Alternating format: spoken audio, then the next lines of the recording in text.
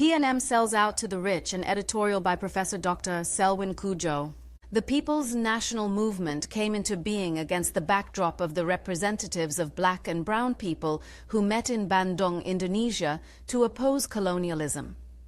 In 1955, 29 countries representing 1.5 billion people, or 54% of the world's population, demanded a greater share of the world's financial resources.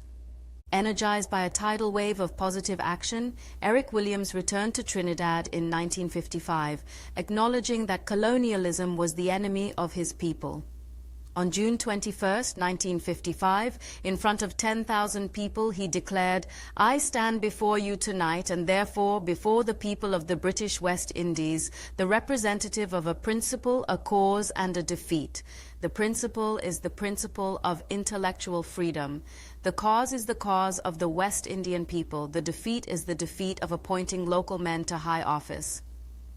After Williams formed the PNM in January 1956, he went to England where he discussed the PNM's draft party program and constitution with George Padmore, CLR James, and Arthur Lewis. He also had the privilege of an interview with Madame Pandey, and we discussed the possibility of a West Indian edition of Nehru's autobiography, Inward Hunger.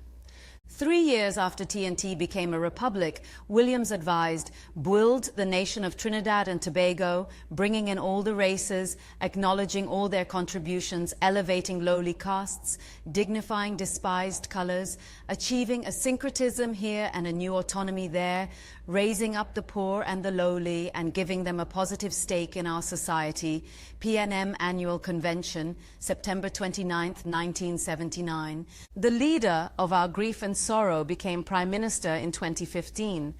In 2020, he offered a different perspective on nation building than Williams. He said, "I am not trying to interfere with the bridge between the rich and the poor because there is nothing wrong with the rich getting richer, but the poor must come out of poverty. That is the equation. It's not a seesaw where one has to go down for the other to come up. You have to find a way that you encourage the rich to get richer. In getting richer, they create opportunities for the poor. This is not an equation. An equation affirms the equivalence between two objects or states of affairs. What the leader proposes is a desired reality. Whether such a reality is feasible is a different issue. It contradicts everything the PNM preached previously and embodies Thatcherism at its worst. It doesn't follow that if the rich get richer, the poor would necessarily get richer or rise out of poverty. Additionally, it does not help the precariat, people whose employment and income are insecure, who are trying to make a meaningful life for themselves. The rich usually become richer at the expense or exploitation of the precariat and the poor. The leader's assertion does not even take into account the growing inequality between the rich and the poor. Prof. Guy Standing of the University of London notes, official income statistics tend to exclude the very highest earners and the very lowest because sampling errors are deemed too large. So if a tiny percentage of plutocrats gain more while the poorest receive a declining share, that is not picked up. Financial Times, January 13th. Karl Marx argued that the financial capital which the rich treasure and the leader sees as the salvation of the poor is nothing more than the accumulation of dead labor. It also alienates the rich from the poor and increases social division. Capital, Marx said, is dead labor, that vampire-like only lives by sucking living labor and lives the more labor it sucks. Capital. In other words, capital gains value by sucking the living labor of workers who are primarily poor. We can deduce 3 conclusions from Williams' observations. 1. We should uphold the principle of intellectual freedom. 2. Elevate the lowly castes. And 3.